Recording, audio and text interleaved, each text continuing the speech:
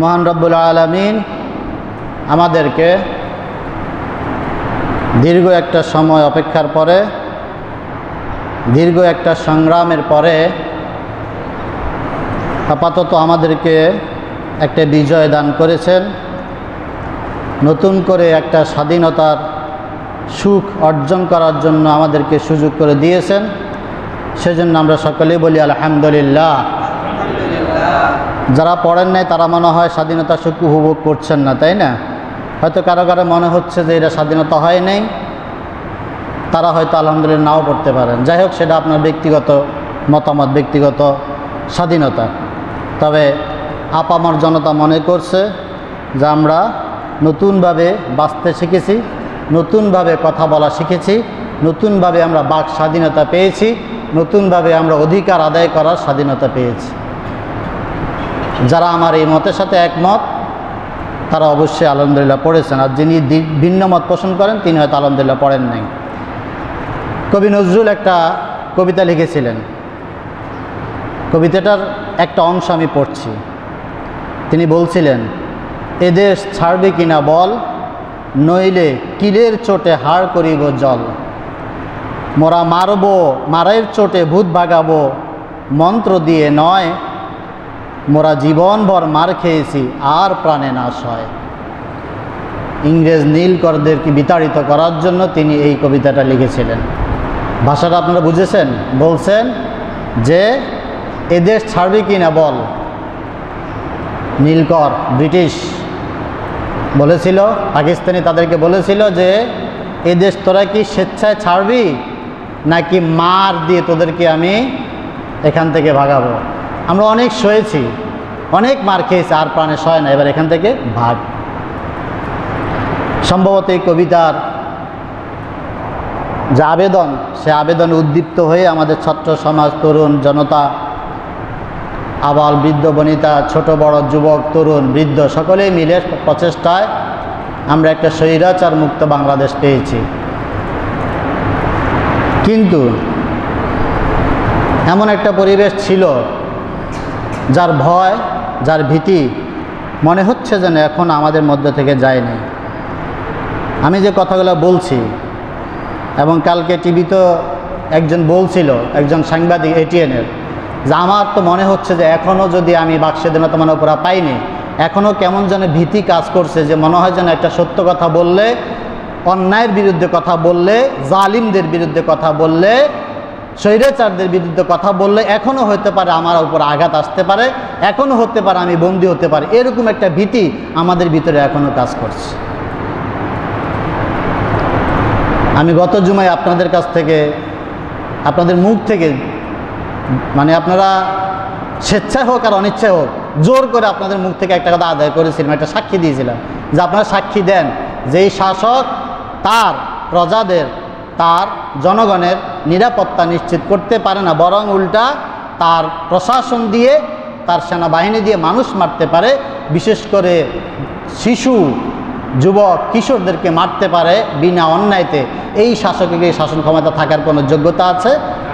নাই। আপনারা অনেকে বলেছিলেন, পারো, আমি জোর করে আপনাদেরকে আদায় করেছিলাম।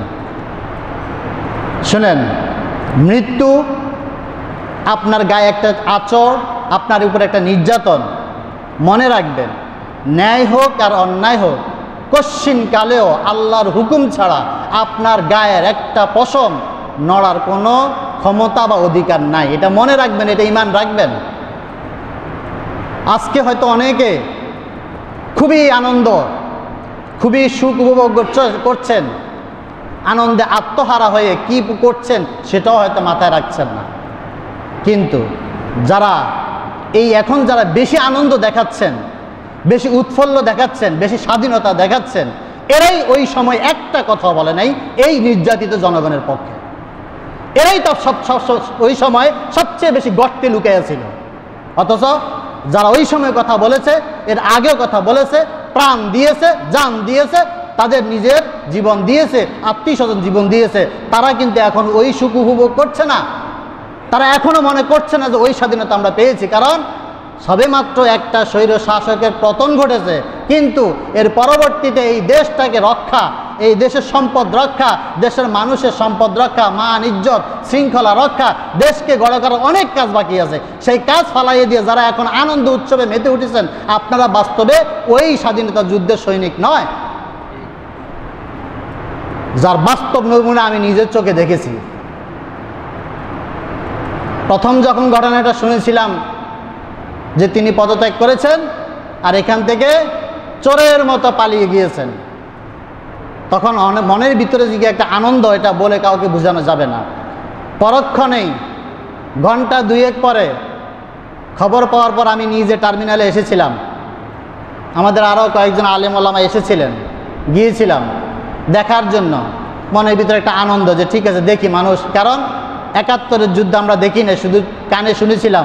আজকে বাস্তব একটা চিত্র দেখার জন্য যে একজন স্বৈর শাসকের পতনের পরে মানুষ কী ধরনের আনন্দ করে দেখতে গিয়েছিলাম। নিজের ভিতরে একটা আনন্দ কাজ করছিল।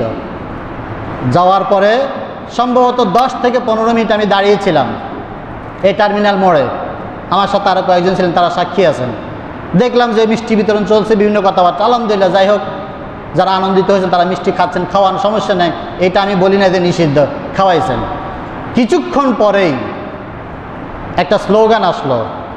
ওই স্লোগানটা শোনার সাথে সাথে আমার মনটা খারাপ হয়ে গেল। স্লোগানটা শুনেই আমি তখন আমার বাসার দিকে রওনা দিয়েছি। আমি আর ওইখানে দাঁড়াইছিলাম না, আমি মিষ্টিও খাই নাই, আমি বাসার দিকে রওনা দিলাম। বাসায় গিয়া মনটা খুব খারাপ হয়ে গেল। একটু আগে, ঘন্টা দুয়েক আগে স্লোগানটা কি ছিল? জালিম স্বৈরশাসকের পতন চাই, মানবতার মুক্তি চাই, আমরা একটা স্বাধীনতা চাই, স্বৈরশাসন চাই না। আর ২ ঘন্টা পরে যেই ব্যক্তি ওই মতের সাথে একমত ছিলেন না, যার ইচ্ছে এটা ছিল না যে জালিম মুক্ত দেশ চাই, মাজলুমদের মুক্তি চাই, স্বৈরশাসন পতন হোক, মানবতা মুক্তি পাক, স্বাধীনতা মুক্তি পাক, এই স্লোগান না দিয়া আপনি একটা দলের স্লোগান শুরু করে দিলেন। ওই স্বাধীনতাটা কি আপনি তো সেম ঘটনা আবার ঘটাচ্ছেন। ওই স্বাধীনতাটা কি একটা দল অর্জন করেছিল? অবশ্যই আপনার দলের লোকজন আছে। স্লোগানটা হওয়া দরকার ছিল জালিম কি হয়েছে, পতন হয়েছে, মাজলুম মুক্তি পেয়েছে, স্বৈর শাসনের পতন ঘটেছে, স্বাধীনতা মুক্তি পেয়েছে, এটা বলা উচিত ছিল। যাই হোক, এটা ঘটনার পরে বাসায় বসেছিলাম, বেশিক্ষণ থাকতে পারি নাই। ঘণ্টাখানিক পরেই দেখলাম একদল জনতা, দেখলে আপনারা মনে করবেন বীর শ্রেষ্ঠরা আসতেছে, যুদ্ধ করতে আসতেছে হাতের মধ্যে লাঠি নিয়ে। হয়তো এখানে অনেকে আমার উপরে ক্ষুব্ধ হবেন, গত জুমাও ক্ষুব্ধ হয়েছেন, আমার উপর অনেকে ক্ষুব্ধ হন, আমি জানি, কিন্তু আমার এই ভয় নাই। কারণ আমি একবারে বললাম, এটা ইমানে বুকে এই বিশ্বাস আছে, আমার মরণ যেই মুহূর্তে, যেই সেকেন্ডে হওয়ার কথা ওই সেকেন্ডে হবে। আমার কপালে যদি একটা বাড়ি লাগার কথা আল্লাহর পক্ষ থেকে যে আমার তাকদিরে লেখা থাকে, যেই সেকেন্ডে যেই মুহূর্তে হওয়ার কথা ওই মুহূর্তে হবে, এর আগে কেউ পারবেন না।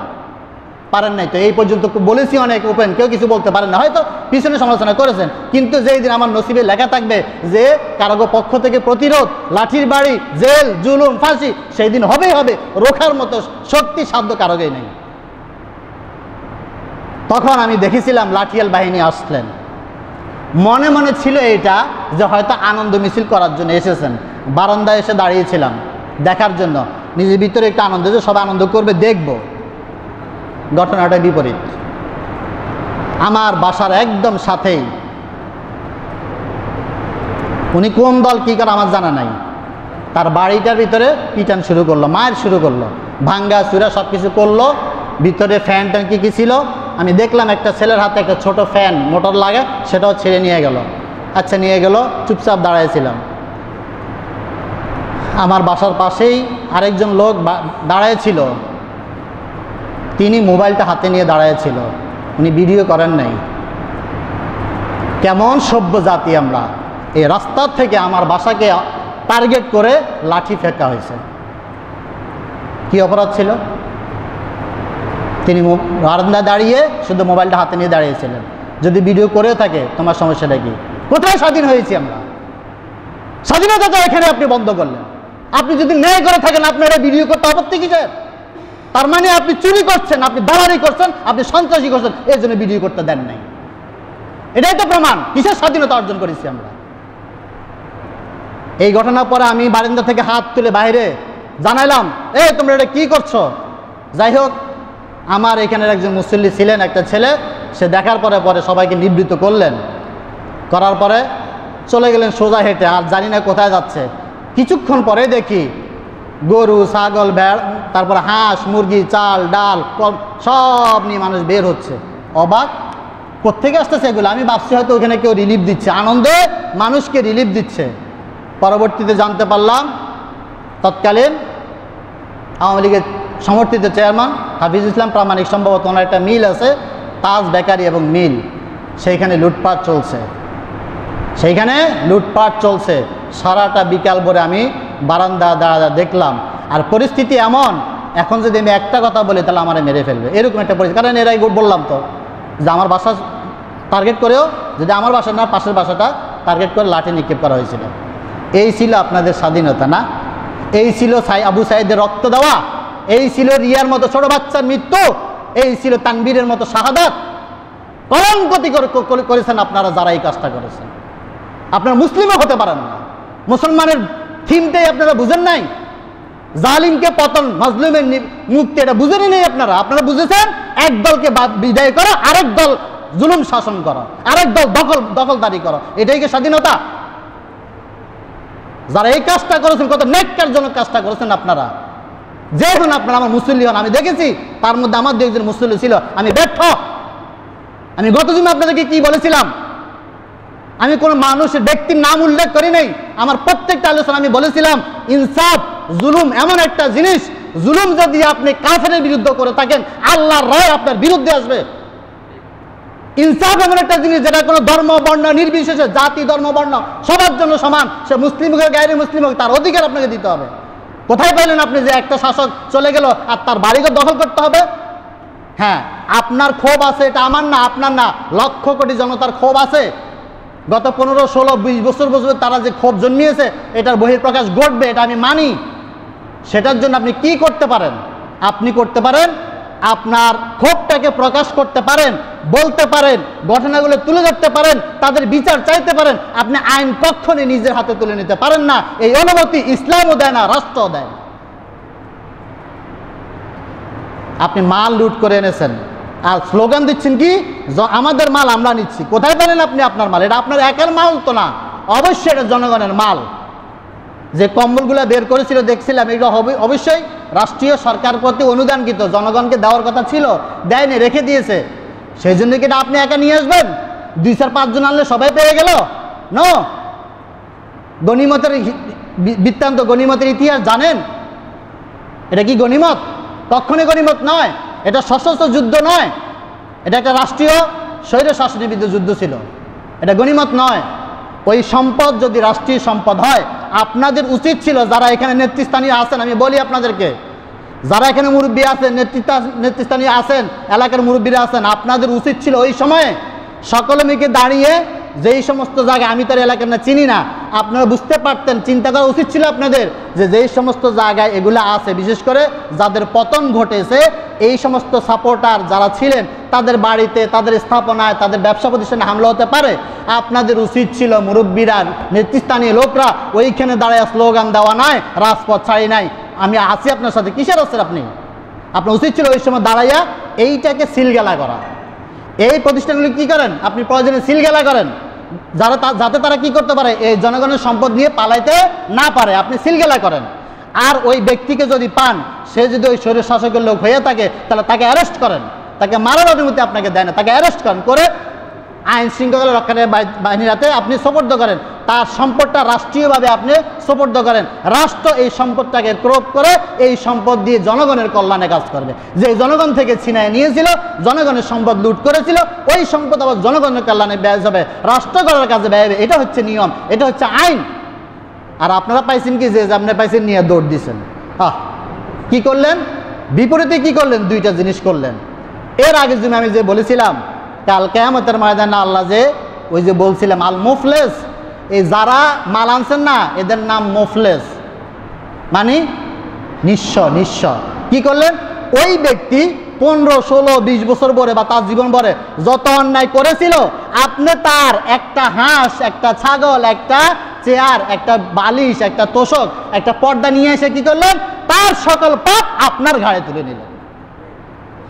আর করলেন কি? তারে মুক্ত করে দিলেন। ওই বেটা, আপনি যদি এটা ফেরত না দেন, তার যে ক্ষতিটা আপনি করেছেন, এই সম্পদের ক্ষতিটা করেছেন, কাল কিয়ামতের ময়দানে ওই ব্যক্তি যদি দাঁড়াবে তো অবশ্যই যে আমি অন্যায় করেছি, ঠিক আছে, অন্যায় করার পর ওই জিনিসটা তো আমার মালিকানা এসেছিল, ওটা নেওয়ার একমাত্র ক্ষমতা অধিকার হচ্ছে সরকারের, এটা জনগণের বিচ্ছিন্নভাবে নেওয়ার কোনো ক্ষমতা নাই। তারা আমার সম্পদ লুণ্ঠন করেছে, চোরের মাল আরেক চোরে নিয়েছে, পার্থক্যটা কি রইল? আপনি তারা মুক্ত করে দিলেন। আর যাদেরকে এই দেশ থেকে বিতাড়ন করলেন তারা বিদেশ বৈশা হাসির ডেকুল গিলছে, হাসতেছে যে দেখ আমি বলেছিলাম না আমার এই বিতাড়ন করে দিলে তোরা সুখে থাকতে পারবি না, দেখ আমি চলে আসছি, তোদের ভিতরে মারামারি লাগছে। ওই সিংহ শিকার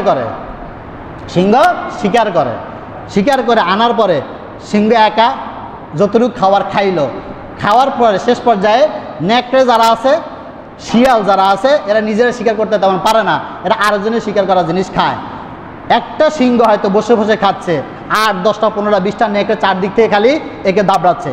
কিছুক্ষণ পরে সিংহ দেখলো যে তার পেট ভরে গেছে, সে হয়তো চলে গেল, আর এই নেকড়ে দল এসে কাউ কাউ করে সব ছিঁড়ে বিড়ে খাবলাইয়া খায়। ঠিক আপনাদের অবস্থা হয়েছে, এটা একটা পালাইছে আর বাকি 10টা মিলে খাবলাইয়া খাচ্ছেন বাংলাদেশটাকে। আফসোস, ধিক্কার।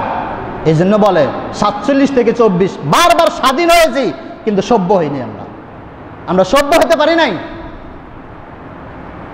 গণভবনের অবস্থা দেখেছেন কি লুটপাট। যদিও যাই হোক এখন মানুষের ভিতরে সচেতনতা এসছে, তারা মাল ফেরত দিচ্ছে, তারা মালটা আবার ফেরত দিয়ে আসতেছে, কিন্তু এটা করা উচিত হয় নাই। বুঝতে হবে, শিখতে হবে, জানতে হবে, ভবিষ্যৎ আরও আসবে, এই দিনে দিন না আরও দিন আছে, এই দিনকে নিয়ে যাবে সেই দিনের কাছে। ছোটকালে এই স্লোগানটা আমরা শুনতাম, এই দিনে শেষ নয়। মনে করছেন কি স্বৈর শাসন শেষ, জালিম শেষ, আর কোনদিন জালিম আসবে না? নো, কিয়ামত পর্যন্ত এরকম যুগে যুগে জালিমরা আসবে, মাজলুমরা থাকবে, নিপীড়িত হবে, আবার স্বাধীনতা আসবে, কিন্তু শিক্ষা গ্রহণ করতে হবে। এই জালিমের অপশাসন শেষ হয় নাই, এখনো বলতে পারেন না আপনি পুরো স্বাধীন হয়েছেন। এখন আপনি পুরো, কারণ আমি তো বললাম, প্রমাণ দেখালাম যে স্বাধীন যে হই নাই, বাক স্বাধীনতা যে যা নাই তার প্রমাণ ইনস্ট্যান্ট দেখালাম। যে একটা লোক মোবাইল নিয়ে বারান্দায় দাঁড়ানো আর তাকে আপনি লাঠি ছুড়ে মেরলেন, আপনার কাজ মানে ভিডিও যাতে না গেল, তা আপনি তার মধ্যে পার্থক্য কি? ওই পলক যে নেট বন্ধ করে দিয়েছিল তার মধ্যে আপনার মধ্যে পার্থক্য কি থাকলো?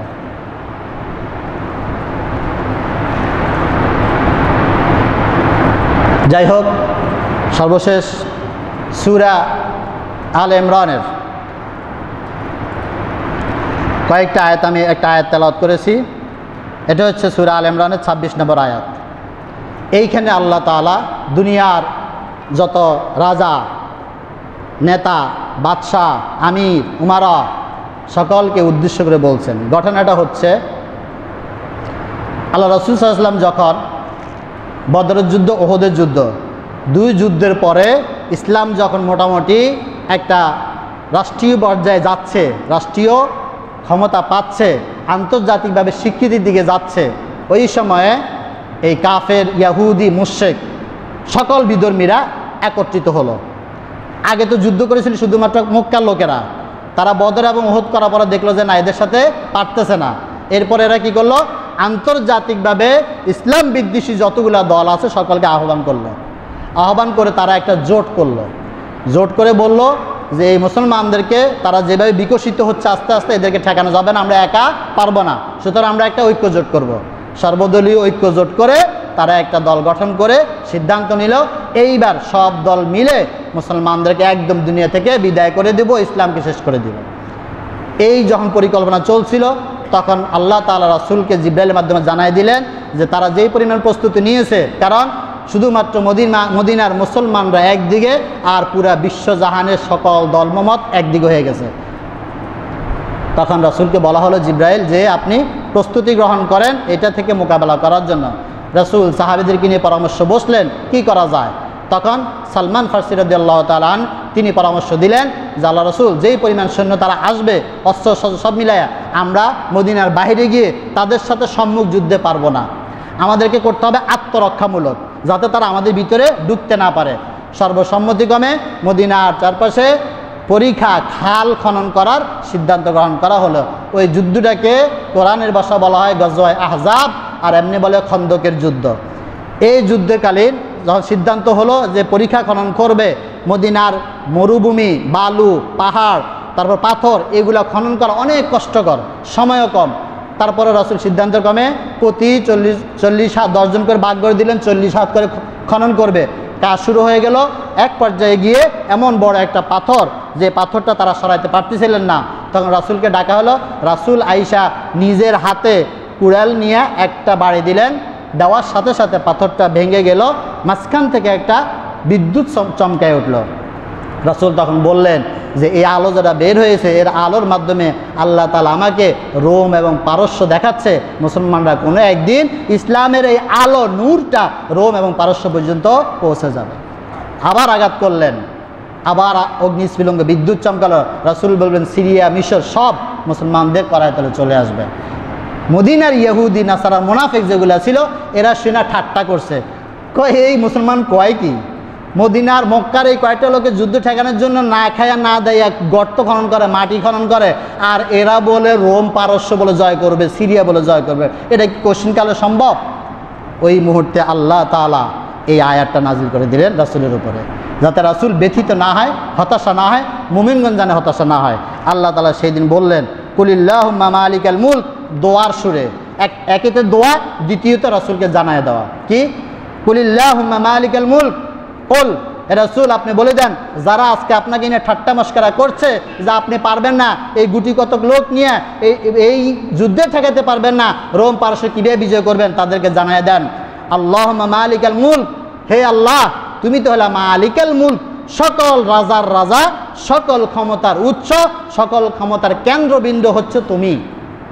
তুতিল মুলকা মান তাশা, তুমি যাকে ইচ্ছা তাকে রাজত্ব দাও। কারণ প্রেসিডেন্টে তো আরেকজনকে, কালকে যেমন শপথ গ্রহণ করলো, কে দিল? প্রেসিডেন্ট প্রধান উপদেষ্টাকে নিয়োগ দিল, তাহলে ক্ষমতাটা প্রেসিডেন্ট দিল, তাহলে এই প্রধান উপদেষ্টা হচ্ছে বেশি ক্ষমতাবান কে? প্রেসিডেন্ট। ঠিক সকল দুনিয়ার যত রাজত্ব, দুনিয়ার বাহিরে যত রাজত্ব, সকল রাজার রাজা, সকল রাজার প্রেসিডেন্ট হলেন তিনি, শাহেনশাহ হলেন আল্লাহ তাআলা। সুতরাং তিনি যেহেতু চিরশাশ্বত এবং তিনি সমস্ত ক্ষমতার মালিক, তিনি তার ক্ষমতাটাকে ভাগ করে দেন কাকে কাকে দেওয়া যায়। এই জন্য তুতিল মুলকা মান তাশা, যাকে ইচ্ছা সেটা আপনিই ক্ষমতা দান করেন। ওয়া তানজিল মুলকা মিম্মান তাশা, আবার যার থেকে ইচ্ছা মুহূর্তের ভিতরে ক্ষমতাটা বাজপাখির মতো ছিনিয়ে নিয়ে যান, যেভাবে দেন ওইভাবে ছিনিয়ে নিয়ে যান, দিতেও সময় লাগে না, নিতেও সময় লাগে না। অত ইজ্জু মান তাশা, আবার কাউকে আপনি সম্মান দান করেন যাকে ইচ্ছা, অত জিল্লু মান তাশা, আবার কাউকে অপমানিত করেন। দুইটার সাথে সমন্বয় কি? তুতিল মুলকা, যাকে রাজত্ব দান করেন তাকে সম্মান দান করেন, আর যার কাছ থেকে রাজত্ব ছিনিয়ে নেন তাকে অপদস্থ করেন। বিয়াদিকাল খাইর, সকল কল্যাণ আপনার হাতে, ইন্নাকা আলা কুল্লি শাইইন কাদির, সকল শক্তি সকল ক্ষমতার একমাত্র একচ্ছত্র মালিক আপনি। এই আয়াতটা নাজিল হয়েছিল। অর্থাৎ আল্লাহ তাআলা দুনিয়াতে মানুষকে শক্তি, ক্ষমতা, রাজত্ব, কর্তৃত্ব, নেতৃত্ব এগুলো দেন, যাকে ইচ্ছা দান করেন। সেটা জালিমও হতে পারে, মাজলুমও হতে পারে, সেটা দিনের হতে পারে, বেদিনও হতে পারে, কাফের হতে পারে, মুসলিমও হতে পারে। ক্ষমতাটা দেন, দেওয়ার পরে যখন দেখেন যে একটা সময় নির্ধারিত করে দেন যে এই সময় পর্যন্ত তাকে দেওয়া হলো, ওই সময়ের ভিতরে যদি ক্ষমতাটাকে সঠিক কাজে ব্যয় করা হয়, ক্ষমতাটাকে যদি মানুষের কল্যাণে, যেই মালিক ক্ষমতাটা দিয়েছেন, যেই প্রেসিডেন্ট ক্ষমতাটা দিয়েছেন, ওই প্রেসিডেন্টের আইন অনুযায়ী যতক্ষণ চলে ততক্ষণ থাকে, যখন দেখে বিপরীত যায় আর ততক্ষণ সে সম্মানের সাথে থাকে, আর যখন দেখে বিপরীত চলে গেছে তখন আর ক্ষমতা থাকে না, সম্মানও থাকে না। ঠিক কালকে শপথ বাক্যে কী পাঠ করাইলো? যে প্রেসিডেন্ট প্রধান উপদেষ্টাকে, বাকি উপদেষ্টাদেরকে শপথ বাক্য পাঠ করাচ্ছে, আমি বাংলাদেশের সংবিধানকে সম্মান করব, মেনে চলব, এটাকে রক্ষণাবেক্ষণ করব। এই শপথ যখন করছেন, যতক্ষণ আপনি মানবেন ততক্ষণ আপনি প্রেসিডেন্টের কর্তৃক দেওয়া এই নেতৃত্বে, ক্ষমতার সম্মান মর্যাদার সাথে পালন করবেন। যখন আপনি সংবিধানকে ছুঁড়ে ফেলে দিবেন, সংবিধানকে নিজের ইচ্ছা মতো ব্যবহার করার জন্য চেষ্টা সাধন করবেন, তখন এরকম ঝাঁটার পিঠা খাইয়া দেশ থেকে বিতাড়িত হতে হবে। ঠিক কিনা? তো প্রেসিডেন্ট এই সংবিধান, বাংলাদেশের সংবিধান যেটা মানব রচিত সংবিধান, বাংলাদেশের সংবিধান কিসের রচিত বলেন? মানব রচিত। বলেন কথাটা, মানব রচিত। এটা কোরআন হাদিস মতো নয়, এটা মানব রচিত, মানুষের রচিত। তো মানব রচিত সংবিধান যদি আপনি না মানেন, তাহলে যদি আপনার ঝাঁটা পিঠা খেতে হয়, এরকম চোরের মতো পালাইতে হয়, তো আল্লাহ কর্তৃক সংবিধান যেটা দেওয়া হয়েছিল সেই সংবিধান যদি আপনি না মানেন, তাহলে আল্লাহর পক্ষ থেকে ঝাঁটা পিঠা খেয়ে আপনাকে বেরোতে হবে। সুতরাং আজকে যারা দায়িত্বে আসছেন ভালো মন্দ মিলিয়ে থাকতে পারে এবং আছে, সবাই যে বলো আমি বলবো না, সবাই যে আল্লাহর ওই সংবিধানের পক্ষে তা আমি বলবো না, কারণ আসলে নেই। যাই হোক, তারপরও জাতির এই ক্রান্তি লগ্নে যারা এসেছেন, দায়িত্ব নিয়েছেন, ছাত্র সমাজ যাদেরকে যোগ্য মনে করেছেন তাদেরকে দায়িত্বটা দিয়েছেন। আমার উদাত্ত আহ্বান, আমি খুব ছোট মানুষ, অনেক দূরের, আমার এই বাণী তাদের কাছে নাও পৌঁছতে পারে, কিন্তু আল্লাহর দরবারে রেকর্ড হবে যে আমি আমার কথাটা বলে দিয়েছি। আর আমরা কি মানুষ জানেন? এখন অনেকের মনে প্রশ্ন আসবে, হুজুরা খালি সমালোচনা করেন। শুনেন, আমরা হলাম কোন পার্সন? আমি কোনোদিন রাজনীতি করা, ক্ষমতা যাওয়া, এমপি হওয়ার এই ইচ্ছা আমার নাই, চেয়ারম্যান হওয়ার ইচ্ছা আমার নাই। আমার একটাই দায়িত্ব হচ্ছে, দেখবেন সমাজে কিছু ব্যক্তি থাকে যাদেরকে আমরা সুশীল সমাজ বলি অনেক সময়, তারা কোনো রাজনৈতিক দলের সাথে সরাসরি জড়িত থাকে না। এদের কাজে হচ্ছে রাজনীতি নিয়ে আলোচনা, সমালোচনা, পর্যালোচনা করা।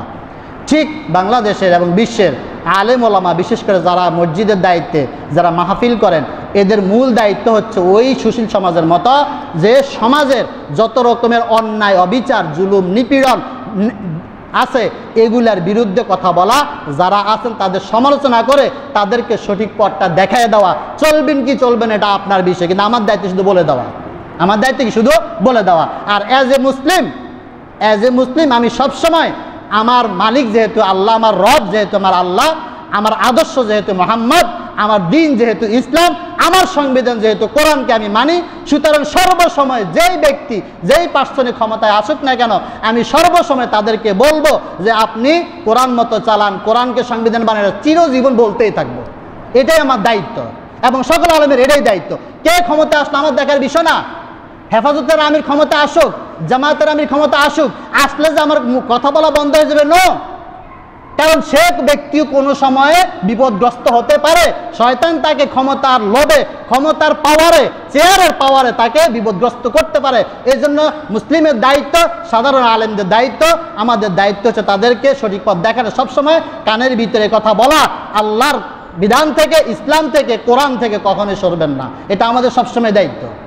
আমরা এই কথা বলেই যাব, যে ব্যক্তি ক্ষমতা আসুক না কেন, আমার কিচ্ছু আসবে না, আমার বাপ হোক, খালু হোক, আর আত্মীয় হোক। সুতরাং সেই দায়িত্ববোধ থেকে বলছি, যারা আজকে ক্ষমতায় আসছেন, দায়িত্ব নিয়েছেন, দেশটাকে গঠন করবেন। অবশ্যই বাংলাদেশ একটা অসাম্প্রদায়িক দেশ। আমার এই কথা দ্বারা বুঝবেন না যেটা সাম্প্রদায়িকতা, অনেকে ভুল ব্যাখ্যা দিবেন, অতীতে ব্যাখ্যা দেওয়া হয়েছিল। এটা সাম্প্রদায়িক নয়, অসাম্প্রদায়িক। কিন্তু যেই দেশে, যেই ধর্মের মানুষ সবচেয়ে বেশি বসবাস করে, অধ্যুষিত দেশ, সেই দেশে ওই ধর্মেরই নীতি চালানো নিয়ম। ভারতে কি কোনোদিনই চলবে, কোরআনের আইন চলবে? এটা হিন্দু অধ্যুষিত দেশ। বাংলাদেশ হচ্ছে মুসলিম অধ্যুষিত, বলা হয় 90% মুসলমানের দেশ। তাহলে অবশ্যই এই দেশে ইসলাম থাকবে, কোরআন থাকবে, আল্লাহর বিধান থাকবে, এটাই আমরা চাইব। হ্যাঁ, কোরআন কি, ইসলাম কি কখনোই বিধর্মীদেরকে বের করে দিতে বলেছে? নো। তাদের উপর অত্যাচার করতে বলছে না, তাদের মন্দির পুড়িয়ে দিতে বলছে না। রাসূলের ভাষা, কখনোই তুমি অন্য কোনো উপাস্যকে, অন্য কোনো উপাসনার ধর্মালয়কে কখনোই ছোটোখাটো করবে না, গালি দিবে না। তাহলে ওই ব্যক্তি তোমার রবকে গালি দিবে, তোমার ধর্মকে গালি দিবে। এটা ইসলাম শিখায়। রাসূল মক্কা বিজয়ের পরে কি করেছিলেন? প্রতিশোধ নিয়েছিলেন? নো। রাসূল মক্কা ঢুকার পথেই উনি বলে দিয়েছিলেন, কয়েকটা ঘোষণা দিয়েছিলেন যে আজকের দিনে আমি তোমাদের অন্য ভাই হিসেবে ভাই যেভাবে আচরণ করে, আমিও তোমাদের সাথে সেই আচরণ করলাম। আমি সকলকে ক্ষমা করে দিলাম। কারো প্রতি আমার কোনো রাগ, বিরাগ, অনুরাগ নাই, কোনো প্রতিহিংসা নাই। আমি কারো কাছ থেকে প্রতিশোধ গ্রহণ করব না, কিন্তু আত্মরক্ষা করব। কেউ যদি আমাকে বাধা দিতে আসে, আমি তার বিরুদ্ধে দাঁড়াবো। এই ছাড়া কেউ যদি ঘরে থাকে, কেউ আবু সুফিয়ানের ঘরে থাকে, কেউ মসজিদে হারামে থাকে, যার ঘরে যদি বসে থাকে, কাউকে আঘাত করা যাবে না, শিশুদেরকে আঘাত করা যাবে না, প্রাকৃতিক সম্পদ ধ্বংস করা যাবে না, এই সমস্ত ঘোষণা দিয়েছিলেন। তাহলে ইসলাম কি শিখায়? ইসলাম অসাম্প্রদায়িকতা শিখায়। আর যারা এই সাম্প্রদায়িক বলে চিল্লায়, এরাই বেশি সাম্প্রদায়িকতা করে। আপনি দেখেন, ইতিহাস খোঁজেন, বর্তমান বাংলাদেশের খোঁজখবরের সঠিক খোঁজগুলো নেন। 2-1টা মন্দিরে যারা হামলা চালিয়েছিল, এরা কারা? এরা সব স্বার্থান্বেষী চক্রান্ত দল, সন্ত্রাস। এদের কোনো জাতি, ধর্ম, বর্ণের কোনো পরিচয় নেই। আমি তাই বলবো। বরং দেখেন, মাদ্রাসা ছাত্ররা, আলেমরা আজকে মন্দির পাহারা দিচ্ছে, হাজার প্রমাণ আছে। আর ওই বদমাইশের দল ভারত তার মিডিয়ায় বসে বসে হিন্দু মুসলিম দাঙ্গা লাগানোর জন্য মিথ্যা তথ্য প্রচার করছে, যার প্রমাণ আমি আপনাদেরকে দিচ্ছি। গত পরশুদিন আমি যখন অফিস থেকে বের হই, তখন টিভি স্কয়ার নিউজ চলছে, ইন্ডিয়ান একটা চ্যানেল, সেটা দিল্লির চ্যানেল, কলকাতার না, দিল্লির একটা চ্যানেল। সেই চ্যানেলে প্রকাশ করা হচ্ছে, খবর নিউজ দেওয়া হচ্ছে, খুব হট নিউজ কি, যে বাংলাদেশে আওয়ামী লীগ সমর্থিত একজন এমপি ছিল নূরে আলম সিদ্দিকী, ঢাকা গুলশানের, আমি চিনি ব্যক্তিগতভাবে, কারণ আমি ওখানে থাকতাম। তার একটা 5 স্টার হোটেল আছে ডরিন টাওয়ার নামে। এইখানে বলা হচ্ছে ওই ডরিন টাওয়ারে আগুন দেওয়া হয়েছে এবং একটা বিল্ডিং দেখানো হচ্ছে যেখানে আগুন জ্বলতেছে, নিচে কিন্তু দেখাচ্ছে না, উপরটা দেখাচ্ছে। আর ছড়াই দিল কি, যে আওয়ামী লীগের এমপি মানে একজন সমর্থকের তার 5 স্টার আগুন জ্বালাই দিয়েছে, সেখানে অনেক লাশ পাওয়া গেছে। পাশাপাশি নিচে স্কলে দেখাচ্ছে বাংলাদেশে বিভিন্ন স্থানে টেম্পলে মানে বৌদ্ধদের ইয়াতে গির্জায়, হিন্দুদের মন্দিরে ভাঙচুর আগুন জ্বালা দেওয়া হয়েছে। তার মধ্যে নাম পড়তে পড়তে একটা নাম দেখলাম পার্বতীপুরের, এই যে একটা বৌদ্ধ মন্দির আছে এখানে, হিন্দু, এখানে এটা নাকি জ্বালাই দেওয়া হয়েছে। শোনার সাথে সাথে আমার খুব খারাপ লাগলো, কি বলে, কিন্তু আমি তো কিছু দেখলাম না। ওইখান থেকে আমি ঢাকায় ফোন দিলাম, ডরিন টাওয়ারে আমার এক রিলেটিভ, এক আলেম ভাই নামাজ পড়ায়, তারা ফোন দিলাম, কয় না এখানে কোনো জ্বালাপড় নেই, সবাই শান্ত আছে, দেখেন কি ভুয়া তথ্য প্রচার করছে। এরপরে আপনারা বলেন, আপনারা সাক্ষী দেন, পার্বতী যে বড় মন্দিরটা আছে পুরান বাজার, এটা কি জ্বালানো হয়েছে, ভাঙ্গা হয়েছে? কি মিথ্যা তথ্য প্রচার করছে। জ্বালানো হয়েছিল মাশরাফির বাড়ি, মুসলমানের বাড়ি, আর এই বদমাশরা চাটুকাররা খবর প্রচার করছে লিটন দাসের বাড়ি, একজন খেলোয়াড় আছে লিটন দাস, এতে হিন্দু, তার বাড়ি নাকি জ্বালাইছে। তাহলে সাম্প্রদায়িক মানে এই যে উগ্রগার, এটা কারা? এটা হিন্দুবাদিত্ব, আমরা না, মুসলমানরা না। তারা মিথ্যা খবর প্রচার করে হিন্দু মুসলমান দাঙ্গা লাগায় এই দেশটাকে আবারও ওই সন্ত্রাসীদের হাতে তুলে দেওয়ার চেষ্টা করছে। সুতরাং আপনাদেরকে রুখে দাঁড়াতে হবে, সচেতন হতে হবে। এরপরে এলাকায় বিভিন্ন, বিশেষ করে ঢাকা শহরে শুনেছি ডাকাতি চলছে, গণহারে ডাকাতি চলছে। এটা তো কাম্য নয়, এইটা স্বাধীনতা নয়। স্বাধীনতা মানে কি আপনি যার সম্পদ তার লুটে নেবেন, এটা স্বাধীনতা?